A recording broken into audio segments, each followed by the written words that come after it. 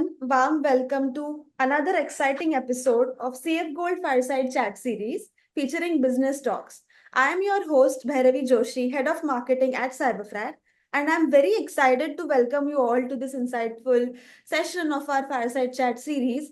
And our theme is Beyond the Shield, presented to you by our very own Cyberfrat Gold platform. Cyberfrat Gold, as you all know, is a premium tech community with focus on securing connections, sharing knowledge, and strengthening careers. So that was all about, Cyberfrat Gold, our three main pillars: knowledge, strengthening careers, and securing connections through networking. However, we believe that every day should remain a golden opportunity for learning through our various expert-led sessions. At Cyberfrat, also, we believe the same, that success isn't just about reaching a milestone. It should be the journey, that though the small wins, the struggle should be celebrated within the community. So we started this Fireside Chat series to recognize and celebrate the inspiring journeys of our Cyberfrat Gold members and individuals who have not only excelled in their careers, but also have contributed meaningfully to the community. And today's topic is focusing on GRC. And the topic is integrating GRC for business resilience and strategic growth. So, focus on the topic, I have Mr. Guru Ramasamy as our esteemed gold member. He's also technical manager cybersecurity at Ashley Global Capability Center. He has over 15 years in IT, experience of IT operations and security. He is a CISA and CSSP certified manager. He excels in risk assessment, compliance management, and incident response across global standards. His experience spans ISO 27001, HIPAA, PCI DSS, with proven audit and control implementation success. A strong technologist and a continuous learner, he champions robust security and organizational resilience. So, without a further ado, let's welcome Guru sir. Good evening, all. Thank you, Bhairavi, for having me and nice introductions. It was glad to part of the Cyberfrat community and sharing my knowledge, what we have learned through the last 6.5 years with the Cyberfrat community in my career as well. And good to see the lot of known faces, the Cyberfrat Gold members, like you would see Subramaniam, Gandhi, and Santosh, which was a few known faces. I'm glad to having a part of this panel to share my knowledge. Yeah. Thank you, Guru. Thank you. All right, so let's move forward to our fireside chat. So, coming on to our topic, that is GRC, governance, risk, and compliance, which ensures that organizations make informed decisions, manage risk effectively, and align operations with strategic goals. It also strengthens resilience by identifying threats early and also implementing some controls to prevent financial, as you know, operational and security disruptions as well in the organizations, right?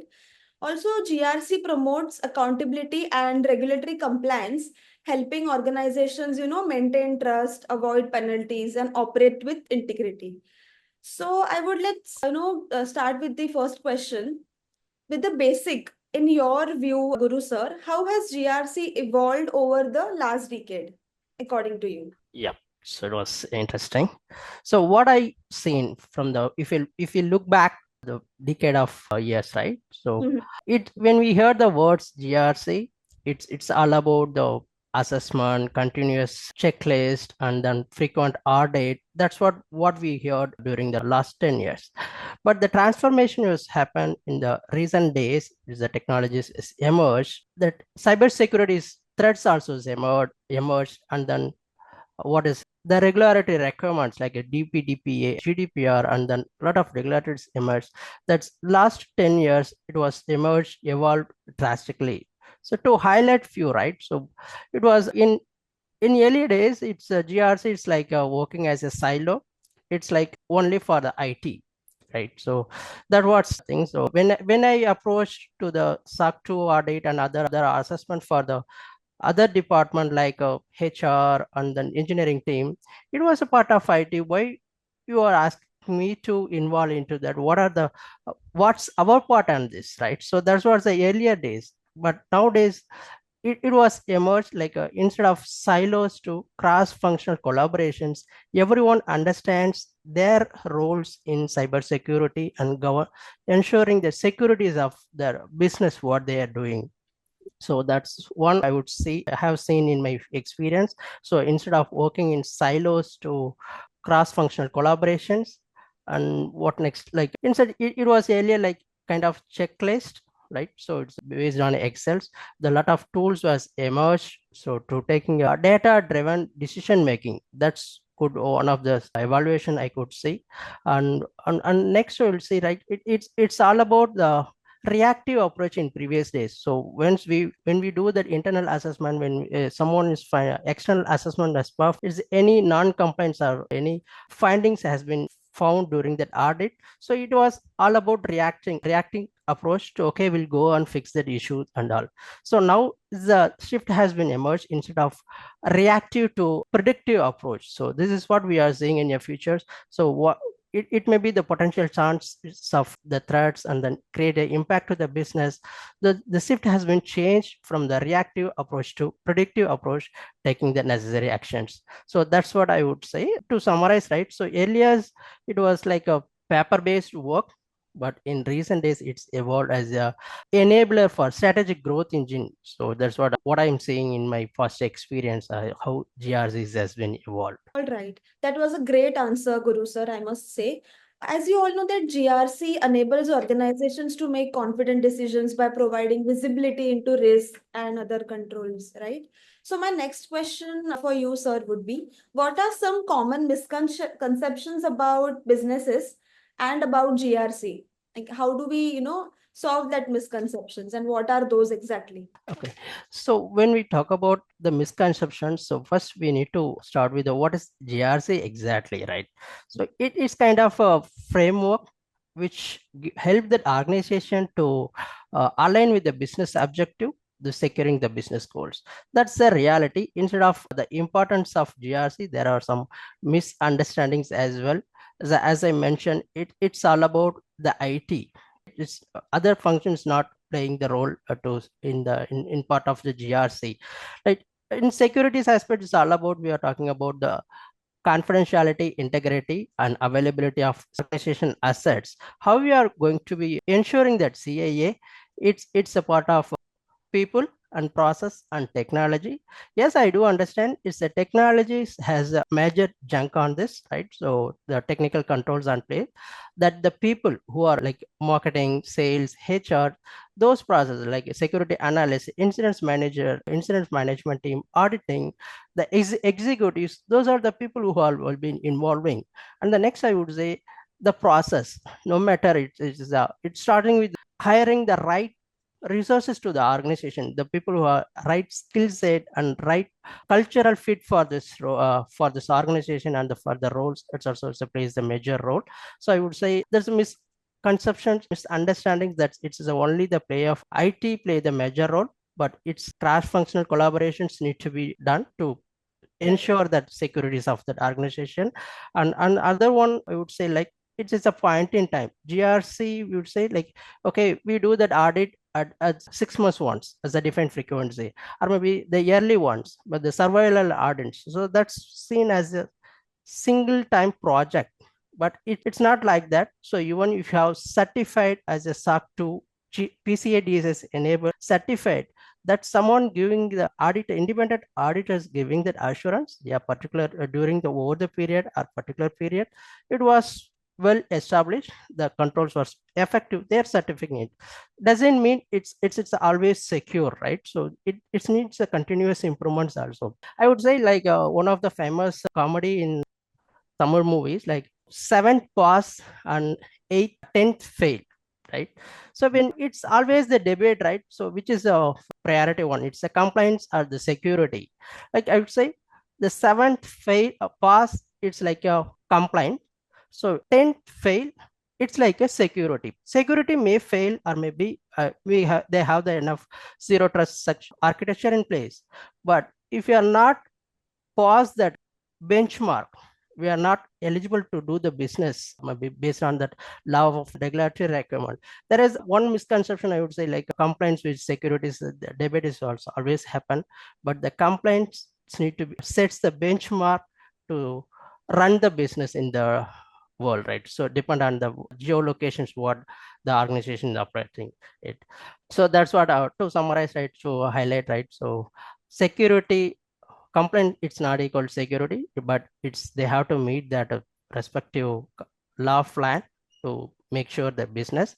And then what other sessions, like as I mentioned, silos on this, right? So instead of silos on IT, so we have to ensure cross-functional collaborations with the different functions. So that's what a misconceptions which I am saying. And so it's not just checklist based, it's a strategic growth enabler for the business. So it's not a point in time actions. So that's also I would like to highlight the misconceptions happening around that GRC. Exactly. I truly agree with you, sir. Many believe GRC is just a documentation or audit preparation, and some assume it slows down the operations when it actually streamlines them, is my take on it. As we discussed about the misconceptions, sir, according to you, what is the first step for an organization beginning its GRC journey or GRC growth? What is the first step for them usually? Okay, that's an interesting one, right? So we are talking about the base topic on GRC, how enable the business. The first steps taking the journey of 1,000 miles, right? So when we ensuring that we'll start with GRC implementation, first organization has to understand what's the business needs. So what's the objective of implementing? For an example, understanding that regulatory recommends. So if you are doing the business in India, so now they are recently implemented DPDPA, and if you are doing the business, extending the business to the European Union, they have to be choose the right framework for the GRC. So understanding the organization context. So what is the internal parties involved in that, the external. So that's what the one of the mandatory classes from that ISMS. So understanding the organization context. So what the regulatory framework they have to implement it. So that's the first step I would say. And the next, they have to enable the process, like writing a right policy to align with that organization objective and then industry's requirement. So to stack with information security policies, patch management, vulnerability management policies, and then they have to start focusing on high risk area instead of working on every function. Start with the high risk areas, giving the priority to the where it will create a huge impact to the business, so that they can start focusing on it. And they have to share the quick win to the leaderships. Okay, we had this kind of this many problems, so with the implementing GRC framework, the right framework, which will reduce that impact and extending the business to the next level, they can share the quick win. Those are the first step towards that the organization can take to implement the GRC from my side. Perfect answer, sir, I must say. And the first step is establishing a clear risk governance structure with defined roles and accountability. I think there we can start. And I think your answer was like perfect. And we have, learning a lot from you out of these sessions. So moving on to into a business part, what does true business resilience mean in this year in 25? Yeah. So let's say the resilience, it's mostly starts with what its different definition says from that ISMS and NASD generals. So if something unusual happen, so how that organization has quickly react to that, so coming to the normal stage without creating a huge impact for the business. That's what the textbook's definition it says. But in the recent days, it's not stopped there. They have to come back very strongly and thriving on the business. That's the main purpose of the resilience. But when you talk about the resilience, in traditional approach, it's totally depend on that BCP and disaster recovery. Yes, we have the BCP plan in place. So IT will take care of everything to restore. If anything goes wrong, it's IT will take care to restore the servers and restore the application. In traditionally, it was totally depend on that BCP, business continuity and disasters. What I'm seeing in my previous experience doing that audit assessment. So now post COVID, so the business has moved remotely and then cloud specific. So The earlier PCPs is totally giving the priority to the data center and physical stores. Now, when we approach, okay, demonstrate that resilience, that applications was developed, how that business function is working, they simply said, so we have moved towards working on the remote, we have moved to the clouds. So they will ensure that right part of resilience. So that's what traditional, what I'm seeing in my past experience. But the reality, it's not only depend on the technical aspects, it's mainly focusing on the business acts as well, right? So it's all about how that organizations has taking the necessary steps towards that changing environment. So I would say my personal experience in the resilience, right? So it's all about the forget about the technologies and the tools and all. It's a resilience also about the mindset. So couple of months back, I was in a plan to switch my career. I got an offer from one of top five service-based company organization. So everyone said, yeah, it was like a job security. It's like once you join that, so your life will be settled. So I was happy for that. So I got an offer. I put my papers in my current role. I was happily serving a notice period. But that the geopolitics and other things that technology is yours, it's give the other aspects. I got a call from them. So due to some their internal reason, so it got postponed without announcing the specific time. So what we have to do now? So what I have invested for my financial stability. So okay, this is what happened. So they are going to be postponed the onboarding maybe certain time. So how we are going to be deal with that? So I have the financial backup plan for next 3 months, 4 months. Based on that, then I have invested my skill set, improving my skill set through the attending various training from the Cyberfraud community and other communities as well. I invested certification like CASSP and CASA. I have the enough skill set, and also with that attending the community, we have the right set of network as well. So that gives me the confidence. Yes, it's happened. So how I'm going to be deal with that? So how I've invested previously. So that's a mindset. The organization also ensuring to the every employee, okay, instead of what happened if something goes wrong, so how you are going to be deal with it without impacting the business. So like I'm sharing my personal story, so as an individual, so it's same applicable to the organization. So it's nowadays we know, right? So nothing is constant. Is everything changing? It's based on the geopolitical technologies aspects. If any changes comes, how we are going to be adapted. So that's what I would say for the resilience aspect. To answer your something, the resilience beyond the 2025, its organization has to take the shift towards not totally depend on the PCP DR, and they have to be focused on the other business functions as well, investing the right skill set for the employees, and then business financial stability, and adapting the geopolitical changes which is happening. So that's what I would say. I would suggest to resilience beyond that from the current point in time, 2025. Right, right. And as you said, that organizations should focus on other priorities as well. But what are the risks do they face and they underestimate typically Okay. while taking few decisions or while moving forward or taking the shift? What are the risks they underestimate usually? Yeah, as I mentioned, right? So nowadays, every business, not only the technical aspect business, right? So it's the collaboration with the other business and other stakeholders, right? So what I'm seeing as the top most priority risk, right, is the third party risk related. So when they are collaborating with us, they are giving the features to us, they are also coming with a right new set of risk as well to the business.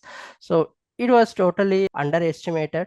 So which means it's a vendor, they're just a vendor. So until everything goes well, the organization, until they are our extended family.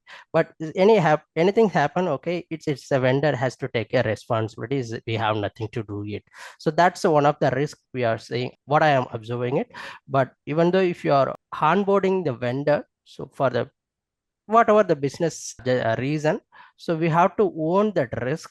Organization has to take the responsibility, but the risk level also can vary, like a risk matrix. Like if I say for my organization it's high level, for the vendor it may be the low category, the low material. So organization has to give priority the risk management process, how their risk will impact our organization.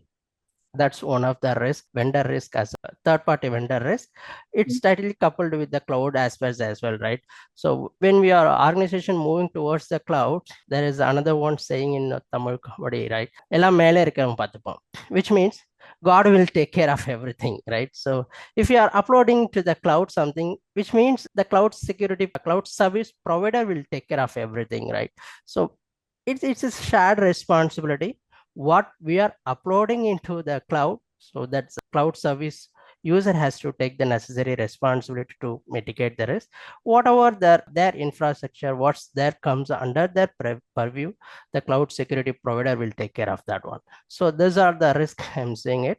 And highlight the other most critical risk which you are seeing, which I am saying it's a internal threat, right?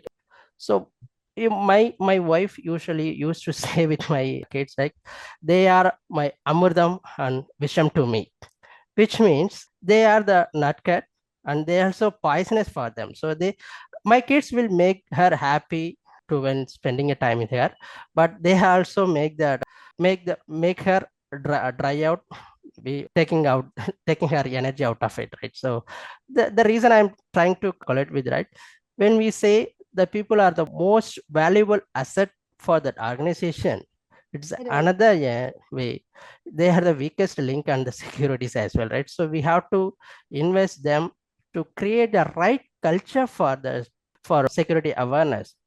It's not like a mandated test. Okay, annually once we are given this training for to meet the compliance requirement, and so they have to ensure why they have to follow the specific respective control. If that organization, the respective information security team explains them well why it needs to be followed, then what need to be followed, if they share it, right, so they will follow that risk. So that's a risk I'm saying, third party related risk, and then cloud specific and insider threats. These are the few top risks which we are seeing in my past experience. Right. So coming back to the GRC topic, as we discussed few questions on business resiliency and business risk. Now let's come back to the GRC topic. How is technology transforming GRC in today's current era? Okay. It starts with the answering your previous questions, right? So how the evolve is in the past 10 years over the decade.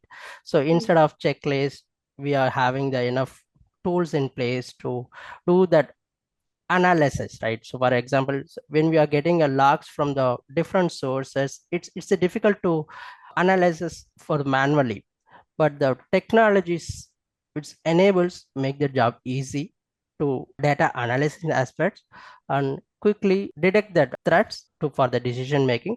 That's what I would say the technologies evolve helping the GRC to that. So for the predictive analysis, right? Like when we are integrating the several tools in place, it's collect the huge data based on the pattern. It's analyzes the pattern. Based on that analysis, it gives the predictions. Okay, this may go wrong.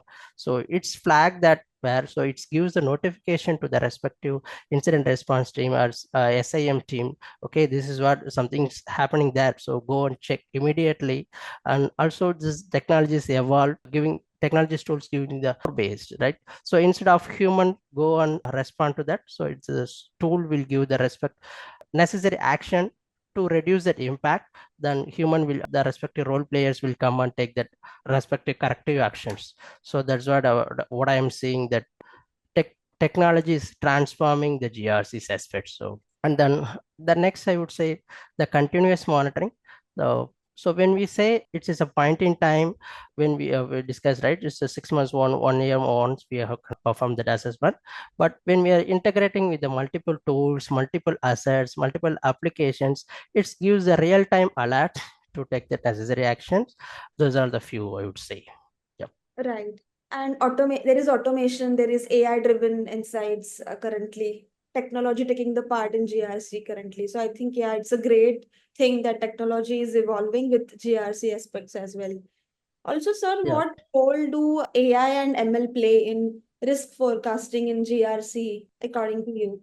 Yeah, that's what. So AML is a technology, right? It's emerging emerging. I think I answered for Yeah. this question as a previous as well. So it's collecting the huge data, it's giving prediction analysis based on that what the previous decision, based on the rules which has given. But still the humans plays a major role to understand what is the context. So even the AML will help to reduce that work, but human has to play the major role to take the necessary decision to understand the context of the organization, context of the alert which triggered by the AI based tools. They have Mhm. to take care of that. So that's what even the technology is emerging. So we have to be ensure the human in place to ensure the right GRC aspects. So it's gives the fancy dashboard that what, but if someone is not understand the context what it is, and so GRC is enabled, so what the right context, what's need to be take the next set of actions, the human will play the major role. Even the technologies is emerging in GRC. Right. So as we discussed regarding the automation, we discussed regarding the AI tools, technologies and everything. We discussed about the business growth and resiliency. But let's discuss about the future of GRC now. Like what will GRC look like in next 10 years for Okay. our generation, for our upcoming leaders in cybersecurity? How does that will look? Okay. So as the technologies emerge, so what we seen, right? So in the past decade, what how it's evolved from the silos to class function, it's a spreadsheet to tool specific and reactive approach to predictive approach. This was going to be evolved in the next 5 years and the next 2 years, even though it's ever the technology scans. So I would say most of them has in the mindset like, yeah, AI will take my job, right? So I would say in the GRC, it's still there, the people's, that's what I've highlighted. So how we are ensuring the confidentiality, integrity, availability with the help of people in process and technologies, that the technologies, any tools, AI or maybe the blockchain, whatever the futures technologies comes, right, it will not replace that part, the people, right? So they have to, human has to be in the place to understand the right context in the futures as well.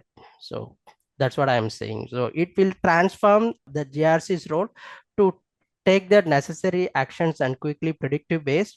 It gives a huge volume of data to a data driven analysis to give the predictions, but that all the decisions will be taken care by the human. The GRC professional has to give the right set of instructions, right set of dashboard to the leaderships. So how they have to be take the decision for a business enablement or business growth. So that's what how I am seeing in the next 5 years of GRC. I think that was a wonderful answer from your end. Also, before moving forward, a quick last question for you. What advice would you give to SMEs trying to scale in GRC or new small businesses? What would you suggest to them? Okay. For the small businesses, yeah, it's good. So and also to relate with the one of the misconception, right? So everyone think like it's the GRs is only for the enterprises, it's not applicable for small business and all. But let me share one of the personal story which recently one of the event which I made my one of the founder, they have developed that applications AI based which really solving the business use cases, but when they approach that client, they are not satisfied with what I'm when we are having a dialogue with them, with the founder, what we had said, they have ensured all the security controls in place, the best practices they followed, security code and multi-factor authentication, everything, but they have not in the place to demonstrate what they have implemented. So that's where GRCs comes into the place. They have to pick that right set of framework, the standards based on their industries and the application related.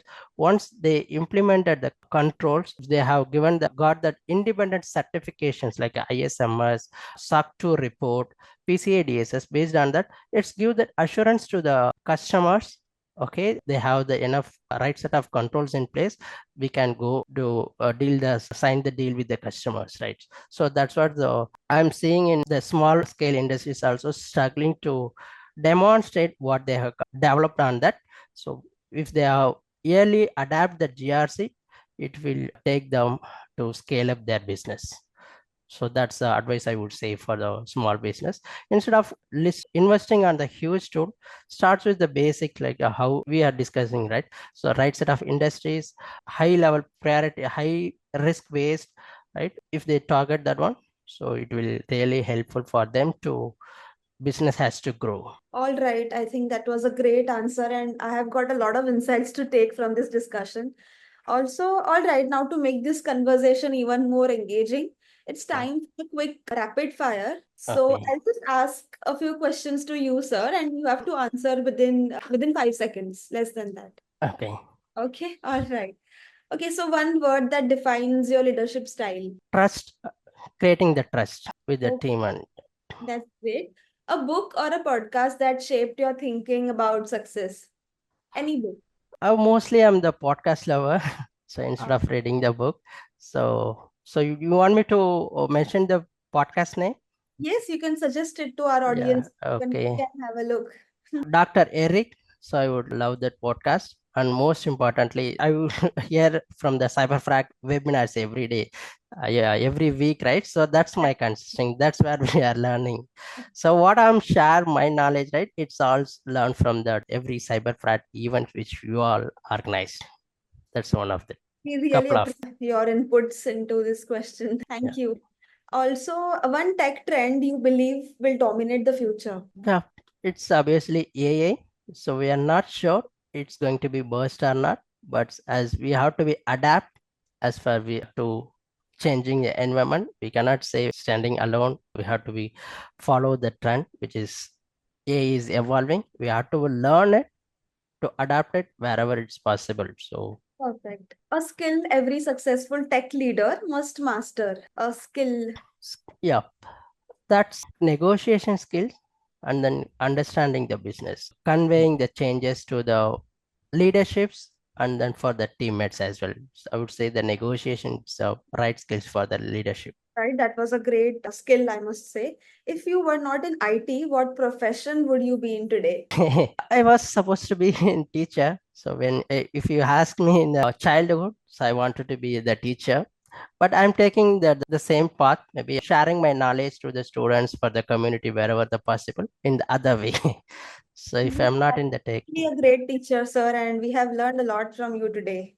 So, yeah, yeah, it's your nice. Yeah. favorite travel destination for inspiration. The travel destinations, maybe the Sri Lanka, which is my birthplace of my spouse. So it's my travel destination. Yeah. Perfect, sir. Any advice if you want to give to next leaders of cybersecurity? A basic suggestion or something, because cybersecurity is evolving, and I think we everyone needs to learn and have those basic checklists ready for cybersecurity threats and everything. Yeah. What? So the advice, right? So in the cybersecurity, the checklist will not work. So as a GRC is also evolved from the checklist to the understanding the business objective. What I advise, I would say the continuous learning and then taking the understanding the business and business objective and understanding the people, investing on the people, and the next gaining the trust with the business stakeholders and the team leads, team members. I would say those are the couple of skills the leadership has to have in the cybersecurity field. Perfect. Next. I think, sir, we have one question in the chat box from Dheeraj Jain. And the question is, when a customer should plan to have a GRC tool? Okay, so I'm not getting the question. So when So basically, when a customer should plan to have a GRC tool, like when should that tool to be implemented in the uh, okay, so we can have a two-way approach. Once we can create a proper plan. So even though if it's a traditional way of Excel sheet, it's also work. So if you have the clear pictures, what's our current state, what we are, where we are driving to, what we want to achieve, if you have the clear pathway, then you can choose the tool which adapt your business objective, like what we are going to be doing, like a vendor risk assessment or a risk management or the complaint assessment, which framework which we have to be follow, like ISMS, PCADSS.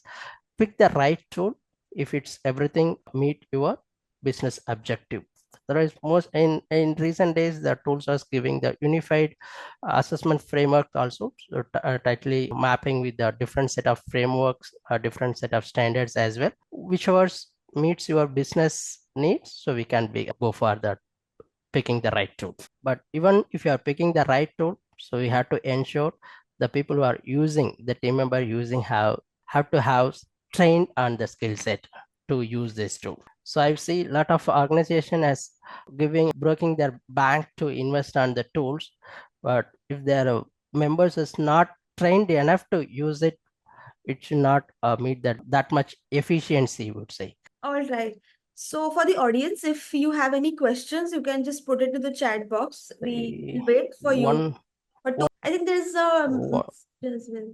one more question from Taddy Anil Kumar. If I am regarding maintaining BCDR for an organization that runs all its application on cloud, organization relies in cloud with SLA for DR is carried out by cloud. What role organization needs to play? Yeah, that's an interesting question. So that's what we discussed, the huge risk which we are less overlooked, right? So taking the responsibility, shared responsibilities, even if you are deploying the application in the cloud, we have to ensure that high availability, like a zone A, maybe for an example of zone A, zone B, the regional we have to choose. For the disaster phase, maybe if zone 1 goes out, so cloud provider will take care of, okay, everything shifting towards a zone 2. But if that organization not enable that HA, right, so it's again, it's not meet that business BCPDR objective. So the organization has to ensure based on that. So on the next, tightly coupled with the one of the cloud provider. So if any other reason, if today they may give their features at the low cost, maybe if they're increasing the price for the respective services in future, if you are not able to adapt, so invest for that particular role. So if you want to move to the different cloud provider, so how we have to take care of that one, right? So instead of completely relying on tightly coupled with the cloud specific cloud users, we have to ensure the interoperability for the BCPDR aspect. All right. I hope Mr. Tadi's question has been answered. Tadi Anil Kumar, yeah. Okay, so we have two more. I think one more question. One more. Considering ISO 27001, most common framework, what all application integration should be available in GRC platform? Let me take a minute to read the question. Considering the, ISO 27001 most common framework. Yeah, what are the applications integration should be available? I'm not getting your question correctly, Dheeraj. So if you can unmute yourself if possible and read the question. So most of the platforms giving the right set of framework. So it's not, if I'm any platforms creating your GRC tools, right? They're not only focusing for ISMS or not only for the PCADSS for HIPAA. They have to extend their business with the different set of industries to make the profit, right? So that's what I'm seeing it. So if you choose any GRC product, so most 99.9, I would say, I'm not commit 100%, that gives them enough industries framework. But based on your organizational context, if you are going for the ISMS, pick the control from the unified policy framework, pick the control for ISMS.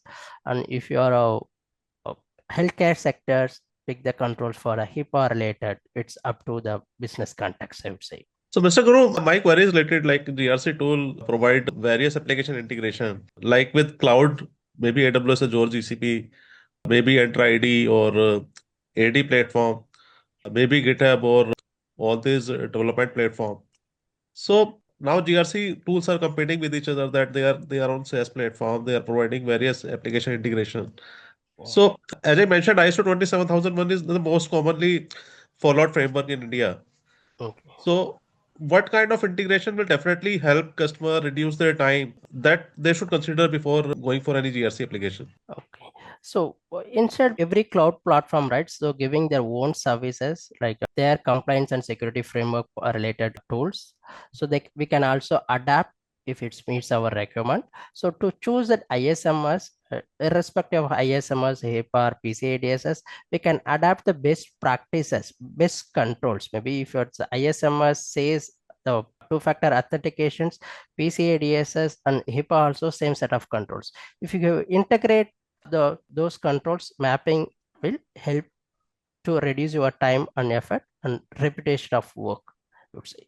Hope I answered your question. Still, I'm not clear. So basically, I am asking how a customer or person should decide like which GRC tool would be the best fit for his requirement. So GRC tool, generally customer go for automation, having a real-time compliance status of their organization, or what we Got, call CISO dashboard.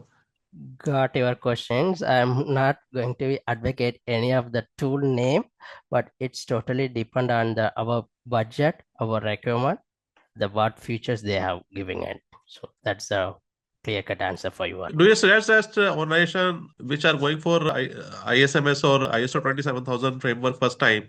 Okay. So should they consider GRC platform or they should consider the legacy practice like auditors coming for the gap audit, external audit? So everything is managed manually or maybe managed on Excel. So Okay. Can good to start with the Excel sheet. Maybe that's what we are referring the pathway, right? So for ISMS, we can understand that classes from the class 4 to class 10, that was mandatory. Then next year was there. It's the 93 controls. So which based on classified as the organizational, people, physical, and technologies. So take the list of the control. So ensure that statement of applicability, which controls is applicable for your organizational context. So if it's applicable, so give the check whether we have the controls in place or do we need to implement it. So another control is not applicable for your organizational context, give the justification why it is not required. So if you can start with that. So understanding the classes annexure, starting with the statement of applicability, you can start work initiating the ISMS implementation. Then slowly you can invest into the tool for the automation aspect. If you want to automate something, so we have to understand the flow, how it is works, then it will make our job easy to automate it. Can I add up to this to clarify the question?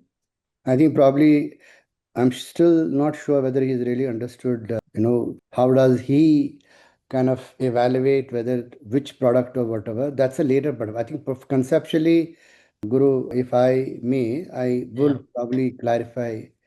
Yeah, go ahead, Virendra. Yeah. I think the first and foremost thing for everybody who's on the call, do not think that GRC is just a product. I think first of all, you need to make this understanding clear, right?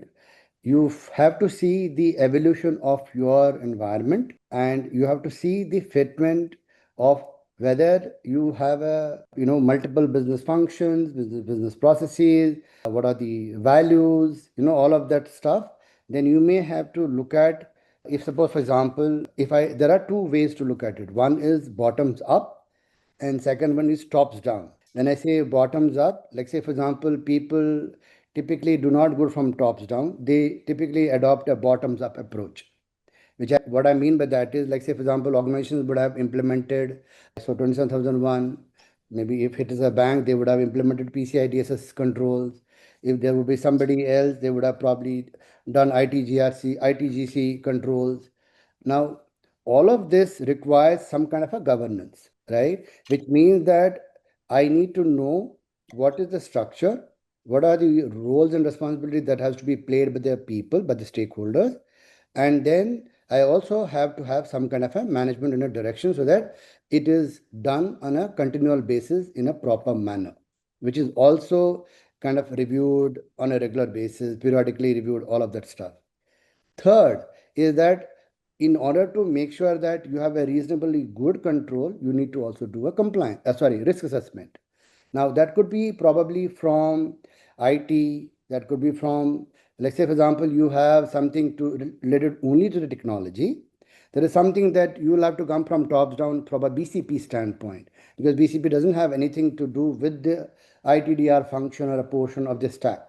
They typically look at from services, they look at the delivery channels, they will look at the business units who are delivering these services through these channels, they will look at the business functions, they will look at the business processes, and they will look at the stack of applications that probably help them to deliver services which are running on a particular infrastructure, which means that invariably both have to be available. So which means that you will have to look at what kind of risks prevail in the technology space and also in the business space, where you might have to do BIA, you may have to do RA. So you will get a totality view by conducting VAPT regularly. You will conduct IT risk assessment. You may conduct risk assessment at the business level. You may conduct BIA, and you may also conduct specific, like say for example, sector specific, risk assessment. Like say for example, automotive have got some very specific thing. Pharma has got something very specific, which is FDA stuff, right? Which eventually leads to compliance, which is also a gamut under GRC. So which means eventually if a regulated industry has to comply to certain norms or regulations or regulatory bodies like RBI for the bank, you have IRDA for insurance, you have FDA for the pharma, you have NCIIPC for manufacturing.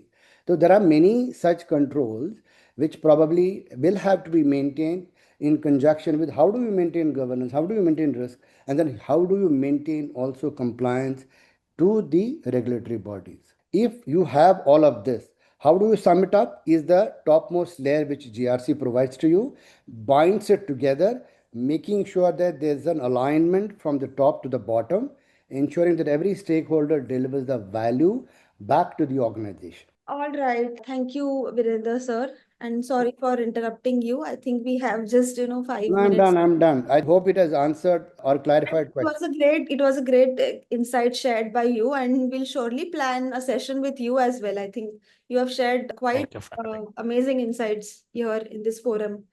So thank you. Thanks a lot. And I think Guru sir, it was an amazing session with you. The audience was so engaging and they're asking questions. It feels really great to be a part of such community when people want to share their knowledge. Yep. Again, thank you for having me here. So it was a wonderful opportunity for what I'm learned from the community and sharing with the community. It was privilege for me. Yeah. And thank you for our lovely audience for engaging questions. And then thank you for Virendra for pitching in as well too. Okay, so My to sum pleasure. it up, I have added Guru Sir's LinkedIn profile, my profile, and Cyberfrat Gold and Instagram profile. If you're not following our profiles, please get in touch with us and stay connected. And there's also a feedback form link in the chat box that you can fill out the form and earn CP credits out of those. Thank you so much. Thank you, sir. Thank you, Thank you. everybody. Thank you. Have a nice weekend. Yes, you too.